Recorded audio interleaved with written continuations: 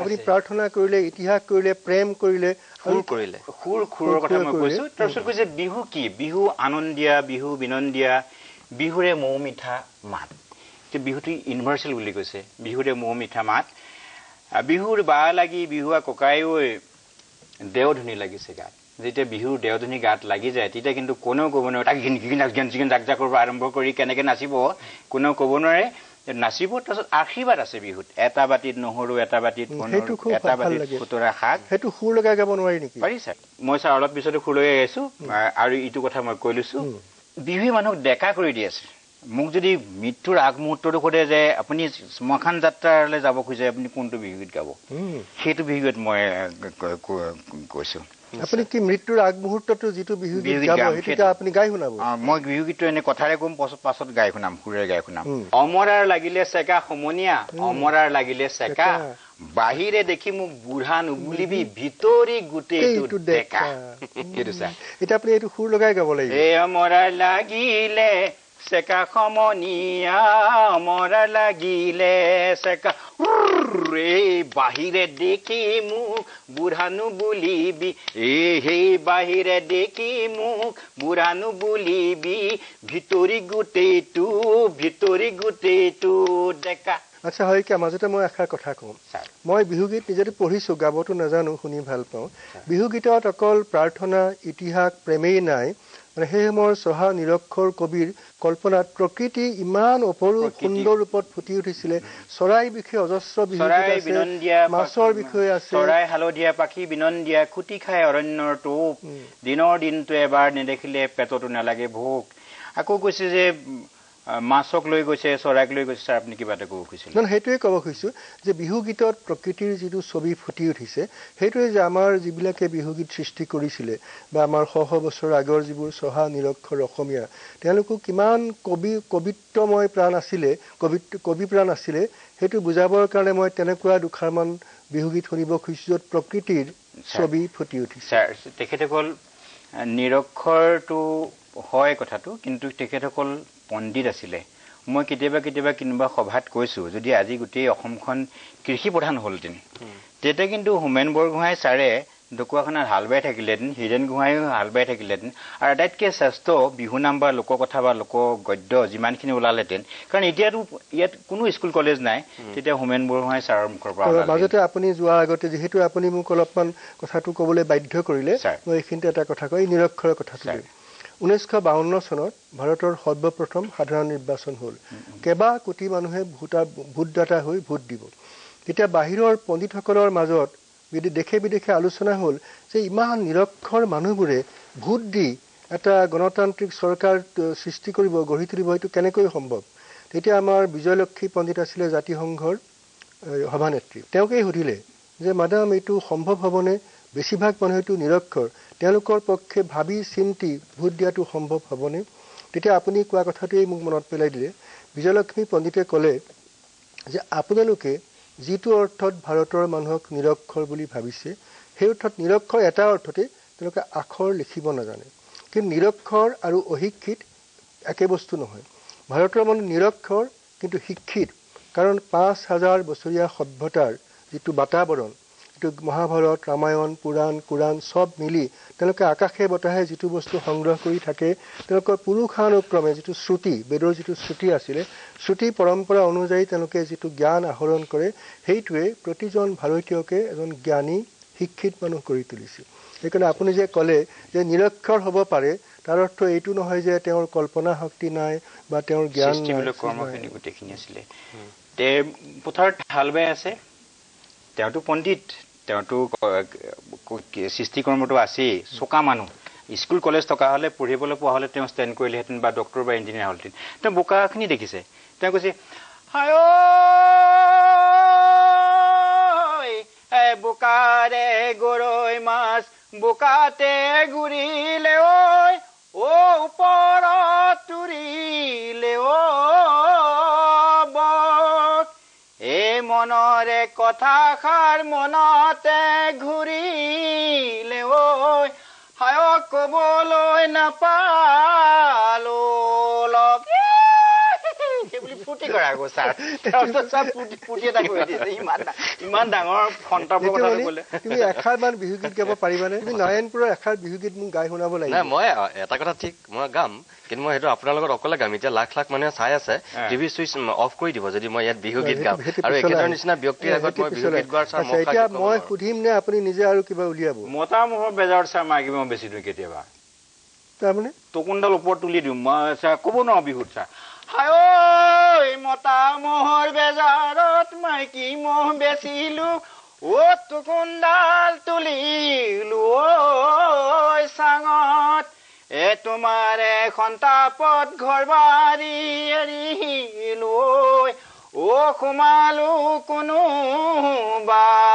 বনত এনেকুৱা কথাবোৰ হৈ যাইছে আপুনি উপমাৰ কথা কৈছিলে প্ৰকৃতিৰ উপমা কেনেকে আছে বিহুত ছাৰ মোৰ আৰু এটা জানিবৰ মন যায় যে এতিয়া বিহুটো বিৱৰ্তনৰ পথত আহি যি মঞ্চৰ বিহু হ'ল বিদেশী ব্যৱসায়ী কোম্পানীয়ে পৃষ্ঠপোষকতা কৰা বিহু হ'ল এটা আমোদ প্ৰমোদৰ বস্তু হ'ল আগতেতো ঠিক আমোদ প্ৰমোদৰ বিলাসৰ সামগ্ৰী নাছিলে এই যে আজিৰ পৰা 50 বা 100 বছৰৰ আগতে বিহুগীতৰ যিটো ৰূপ আছিলে সুৰ আছিলে এতিয়া সেইটো একেই আছে নে নতুন সুৰ সৃষ্টি হৈছে নতুন কথা সৃষ্টি হৈছে দুটা উদাহৰণ নমুনাৰ সৈতে আপুনি দেখুৱাব পাৰিব নেকি বিহুগীতৰ যিটো বিৱৰ্তন হৈছে তাৰ আগতে মই এটা গোটেই অসমবাসীলে এটা ক্ষমা প্ৰাৰ্থনা কৰি ল'ব খুজিছো এই কাৰণে যে 1962 চনত যেতিয়া মোৰ বয়স 5 কি 6 বছৰ হৈছে 6 বছৰ হ'ব 62 চনত দিলাগুৱে বিহুগীতৰ বনঘোষাৰ পাতনিত এটা কথা লিখিছে যে বৰ্তমানৰ বিহু নামৰ সুৰ আৰু হুঁচৰি ঢং এনেকুৱা দেখিলে এনেকুৱা লাগে যে মূলটো কি আছিলে ধৰাই টান হৈ পৰে লীলাগুৱে লিখিছে যে বিহু আমাৰ সংস্কৃতি বুৱতী নহয় বন্ধ কৰি মাছ নহয় ই বৈ থাকিবই কিন্তু মূলটো ধ্বংস কৰিব নাপায় কিন্তু 1962 চনতে বিহু গীতৰ সুৰ আৰু হুঁচৰি ঢং পৰিৱৰ্তন হৈছে মোৰ বয়স 6 কি 7 1962 হয় ছাৰ বা এইখন কিতাপ মই লৈ আহিছো ইয়াৰ পাতনিত লিখি থোৱা আছে 62 চনত যদি সুৰ আৰু ঢং পৰিৱৰ্তন হৈছে এইখন মই আদ্যপন্ত পঢ়িছো ছাৰ যদি পৰিৱৰ্তন হৈছে মোৰ বয়স যদি 6 কি 7 তেতিয়াহ'লে মই যিটো বিহু সুৰ তেতিয়া মোৰ শুদ্ধ বুলি ক'ব খুজিম তেতিয়া ক'ম যে এইটো মই ঢং পৰিৱৰ্তন হোৱাৰ পিছত মই বিহু গীত শিকিছো আৰু যদি 1980 চনত জন্মগ্ৰহণ কৰা ল'ৰাজনে কয় যে মই আচল সুৰটো জানো তেতিয়া মই অকমান চিন্তা কৰিম কিন্তু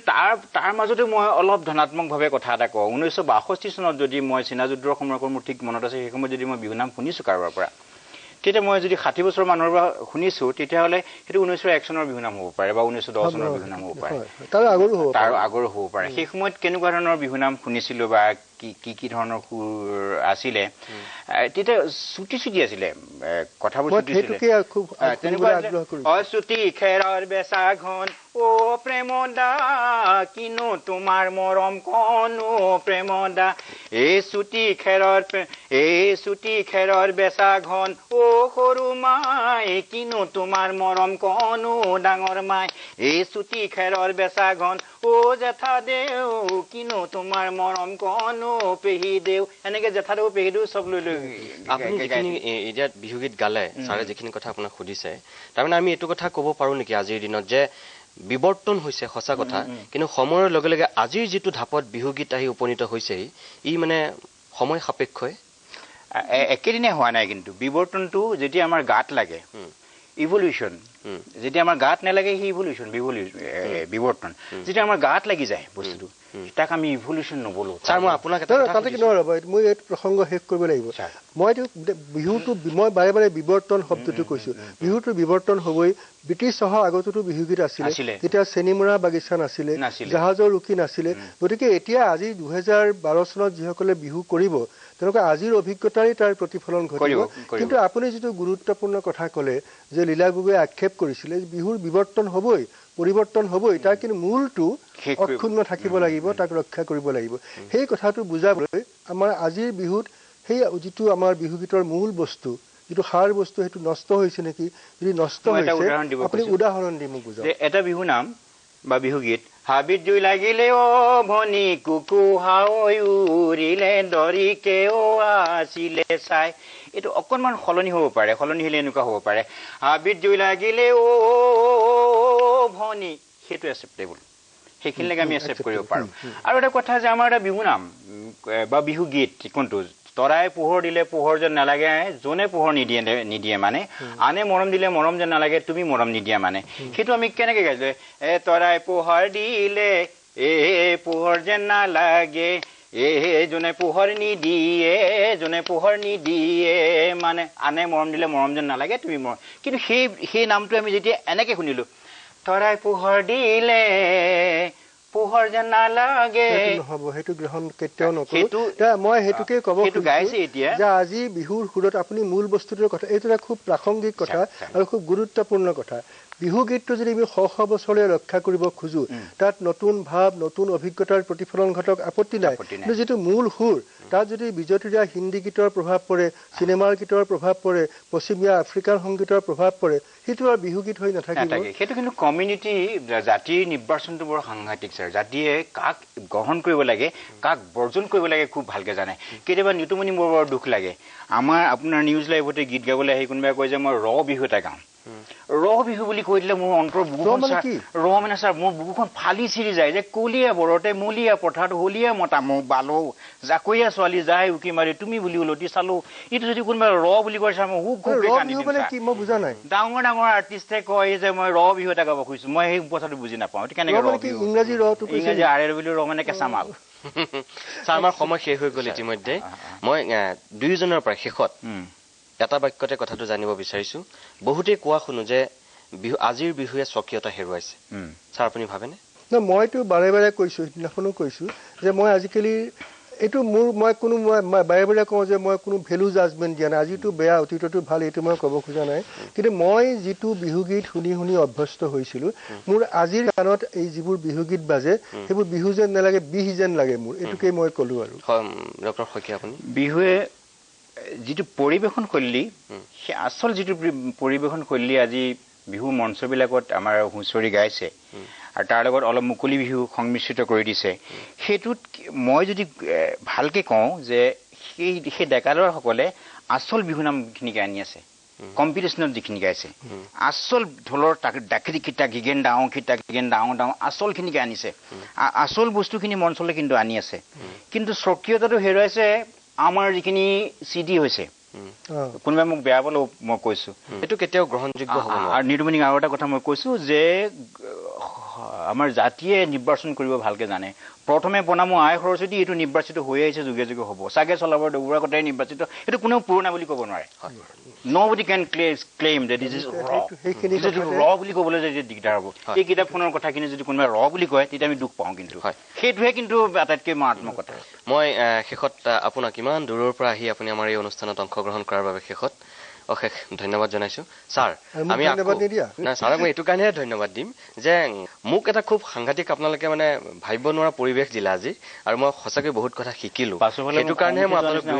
অকণমান ধন্যবাদ দিম আৰু আকৌ ছাৰ মই এইটো কথা দিছো ভৱিষ্যতলৈ মই আপোনাক হোমেন বৰগোহাঁই ছাৰৰ লগত আকৌ এদিন লগ বৰা নহয় কিন্তু বৰা ধনৰ চিয়া ভাল পাইছো আউটটামান দিয়া আৰু দুটামান নহয় আউটটামান দিয়া এই কথাখিনিয়ে আকৌ এনেকে ধৰণে আমি এদিন কথা পতাৰ সুযোগ সুবিধা ৰাখি আজিলৈ অনুষ্ঠান সামৰিছো